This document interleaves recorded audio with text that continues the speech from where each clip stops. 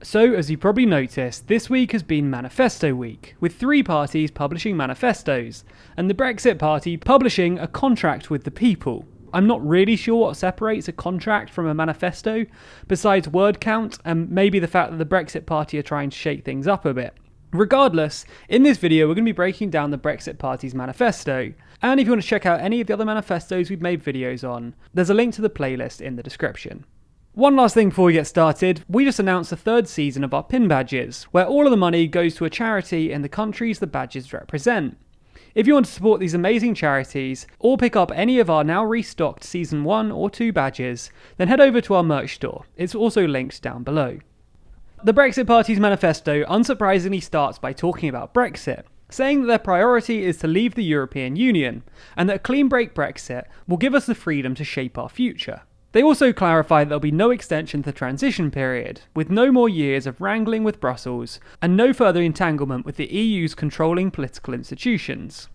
Under the Political Revolution section, the Brexit Party lists a number of things they want to do, including introducing a written constitution, making politics more representative, abolishing the unelected House of Lords, making MPs who switch parties subject to recall petitions, an overhaul of the postal voting system, reform of the Supreme Court, an attempt to make the civil service more accountable to the public, phase out of the BBC licence fee, a requirement that universities are obligated to protect free speech, and the introduction of citizens' initiatives. These would allow people to call referendums, subject to a 5 million threshold on registered voter signatures, and time limitations in order to stop repeat votes.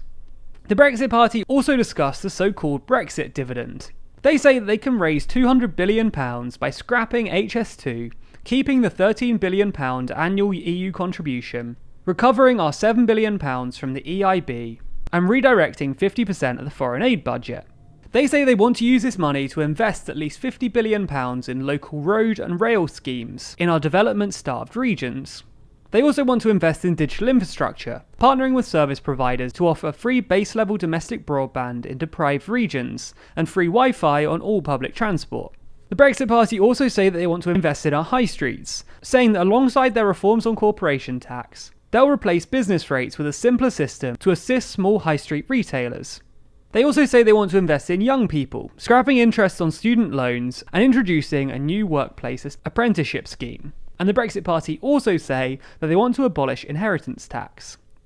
On the topic of the economy, the Brexit Party say that they want to invest £2.5 billion in our fishing and coastal communities, saying that if there's a clean break Brexit, they can recover a 200-mile exclusive economic zone. They also talk about investing in the environment, saying that in addition to planting millions of trees to capture CO2, they'll promote a global initiative at the UN. They also propose that we recycle our own waste and make it illegal for it to be exported across the world to be burnt, buried or dumped at sea. The Brexit Party also talk about investing in the NHS and social care, with more medical staff and less waste, as well as investing in strategic industries such as steel, railways and defence. When it comes to taxes, the Brexit Party would have a 0 rate of VAT on domestic fuels in order to reduce energy bills, saying that it would lead to an average saving of £65 per household. They also want to reduce import tariffs to 0 on certain foods, footwear and clothing. For businesses, they want a 0 rate corporation tax for the first £10,000 of pre-tax profits, as well as maintaining subsidies and grants paid by the EU to UK businesses such as farmers, fisheries, universities and research bodies. They also want to provide transitional relief to key sectors, such as the automotive industry, to ensure a smooth Brexit. And finally, they propose an overhaul of the financial services regulation in order to cut red tape, increase competition, and boost lending to small and medium-sized enterprises. When it comes to protecting Britain's borders and people, they want to ensure that the UK maintains its commitment to NATO and meets its commitment to spend 2% of GDP on defence as an absolute minimum. The Brexit Party also proposed cracking down on illegal immigration in order to stop the human tragedy associated with human trafficking. They want to reduce annual immigration and address wage stagnation and the skills gap by introducing a fair points system that's blind to ethnic origin. And they also say they want more visible policing, including targeting the menace of county lines drug dealers, gangs, and the growth of knife crime. On social policy, they say that the NHS must remain a publicly owned, comprehensive service that's free at the point of use, and say that there should be no privatisation of the NHS.